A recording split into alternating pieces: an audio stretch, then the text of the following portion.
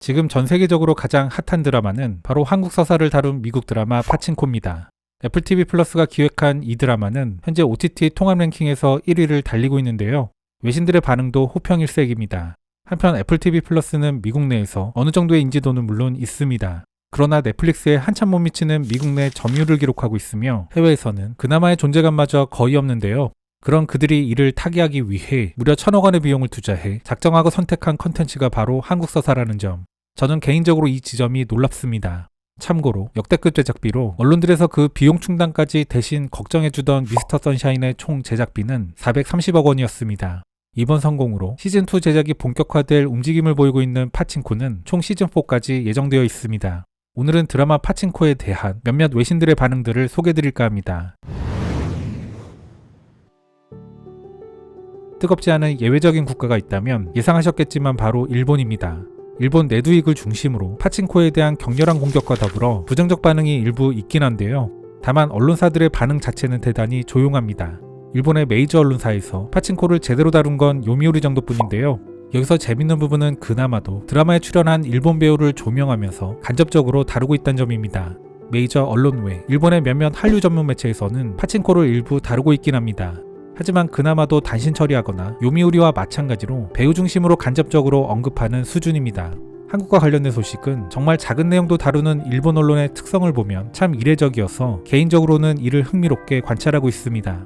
이런 행태의 이유를 일본 입장에서 그 내용이 불편한 드라마이기 때문이라 생각하실 수 있는데요. 하지만 그런 드라마라도 물론 부정적으로 다루긴 하지만 자세히 보도해왔던 게 바로 일본 언론입니다. 추정의 영역이지만 이는 아무래도 미국에서 만든 드라마이기에 그렇지 않을까 싶습니다. BBC는 파친코를 리뷰하는 기사의 타이틀부터 눈부신 한국 서사시 라며 극찬하는 기사를 냈는데요.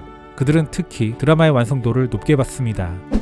배우들의 열정적이면서도 절제된 감정, 시간을 달리는 내러티브의 우아함, 그리고 놀라운 시각적 아름다움이 있다.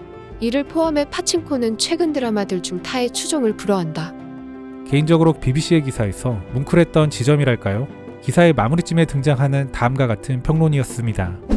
첫 에피소드에서 선자가 아주 어렸을 때 그녀의 아버지는 그녀에게 세상이 추악함이 너를 건드리지 않도록 내가 무엇이든 할 거다. 나는 그녀의 생후 일주일 때 했던 약속에 대해 말한다. 파친코는 그녀에게 상처를 줄 수밖에 없는 세상의 추함과 모든 세대를 통해 지속되는 아버지의 사랑, 그 심오한 아름다움을 모두 포착한다. 네 숨이 붙어있는 동안에는 뭔 짓을 했어라도 이 시상 들어본 것들이 네 건들지도 못하게 할 기라고. 흥미롭게 다가오는 부분 중 하나는 이 드라마는 분명 미국의 자본으로 만든 미국 드라마지만 K-드라마로서 인식된다는 점입니다. 그래서 해외 언론들을 보면 오징어 게임이나 기타 한국의 대중문화를 언급하는 경우가 많습니다. 이를 잘 보여주는 게 뉴욕타임즈의 리뷰 기사. 일본에서는 수백만 명의 사람들이 핀볼 같은 아케이드 게임인 파친코에 중독되어 있다. 하지만 이제 전 세계적으로 수백만 명이 머지않아 파친코라고 하는 씁쓸하고 달콤한 텔레비전 시리즈에 중독될 것이다. 파친코는 기생충, 오징어 게임 등 한국 영화와 드라마가 미국에서 유례없는 성공을 거둔 가운데 이어지는 웰메이드 K-드라마의 매력을 지닌 작품이다.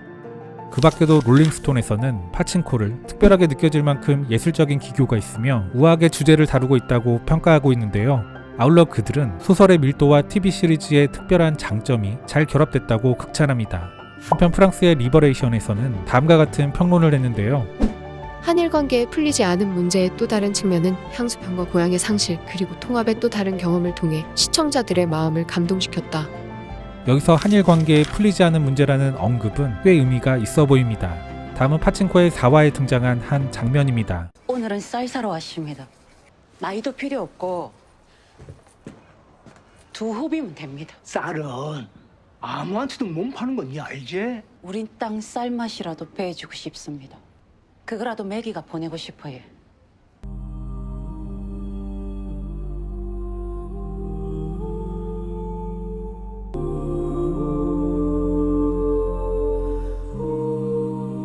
개인적으로 감탄했던 씬이었는데요. 이게 드라마 파친코의 매력이 잘 드러난 부분 중 하나라는 생각입니다. 직접적으로 일제의 탄압을 보여주지 않아도 이런 식으로 간접적으로 그 아픔을 전달하는 식으로 표현합니다. 드라마는 위안부 이야기도 강제징용 이야기도 이런 식으로 전달하는데요. 저는 개인적으로 파친코를 보면서 조정래 작가님의 아리랑이 떠올랐습니다. 사실 이런 내용들이야 한국인이라면 잘 알고 있는 역사 문제들이지만 해외 일반 대중들은 거의 무지하다시피 합니다. 파친코는 이를 드라마 서사로 풀어냄으로써 소위 한일 관계에 풀리지 않은 문제를 알려줄 뿐만 아니라 시청자들에게 그에 대한 궁금증도 불러일으킵니다. 실제로 이러한 이야기들이 진짜 한국의 이야기인지 이를 궁금해하는 일련의 흐름도 나타나고 있는데요. 이러한 시청자들의 궁금증을 잘 반영하고 있는 게 미국 뉴스위크지의 기사입니다. 그 제목은 파친코는 실화에 기초한 것인가. 파친코는 애플 TV 플러스의 최신 드라마로 한 가족이 여러 세대에 걸쳐 살아가는 수십 년간의 이야기를 그린다. 이 드라마는 일제강점기, 에이즈 위기, 일본 버블 경제의 절정과 같은 많은 중요한 역사적 시기를 통해 등장인물을 따라간다. 그렇다면 파친코는 실화를 바탕으로 한 것인가?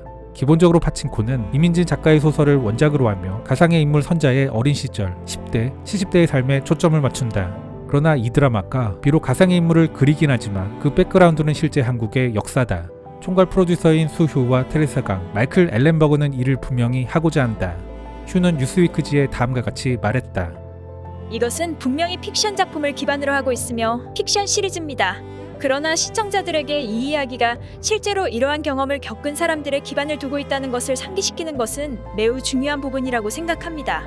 저는 역사가 우리에게서 너무 멀리 떨어져 있다고 느낄 때, 그래서 우리가 잊기 시작할 때 우리는 같은 실수를 반복한다고 생각합니다. 일본의 한국점령은 1910년 일본이 한국을 병합하고 1945년까지 일본 제국의 일부로 간주되면서 시작되었다. 이 기간 동안 많은 한국인들은 일본으로 이주했으며 이로 인해 자이니치가 생겨나게 된다. 파친코에서 볼 수 있듯이 일본은 한국 문화를 말살하려 했고 거의 72만 5천 명의 남성을 일본과 그 영토에서 일하도록 강요했다. 또한 수천 명의 한국 여성을 위안부, 즉 일본 군인의 성노예가 되도록 강요했다. 그녀가 책을 처음 읽었을 때 느꼈던 감정에 대해 휴는 다음과 같이 말했다. 저는 런던에서 집으로 돌아오는 비행기를 타고 있었습니다. 앞으로 7시간의 비행이 남아있었고 저는 책을 펼쳤죠. 그 7시간이 넘는 시간은 순식간에 사라졌습니다. 선자의 엄마 양진이 쌀 한 봉지 사려는 장면이 있는데 저는 그때 무너지며 눈물을 멈출 수 없었습니다. 맙소사, 괜찮아요? 라며 비행기 승무원이 제게 다가올 정도였습니다. 이후 기사는 그녀가 이 책을 부모님과 공유했고 자신의 부모님이 말하기 꺼려하던 가족사를 듣게 되었다고 전합니다. 그리고 친척들 중에서도 자이니치가 있었다는 점도 알게 되는 연결의 느낌을 받았다 말하는데요. 그러면서 이는 꼭 한인 디아스포라만이 아닌 세계 보편의 이야기라는 점을 강조합니다. 이는 기본적으로 가족의 이야기고 거슬러 올라가면 항상 모든 가족들에겐 선자가 있기 때문이라 전합니다.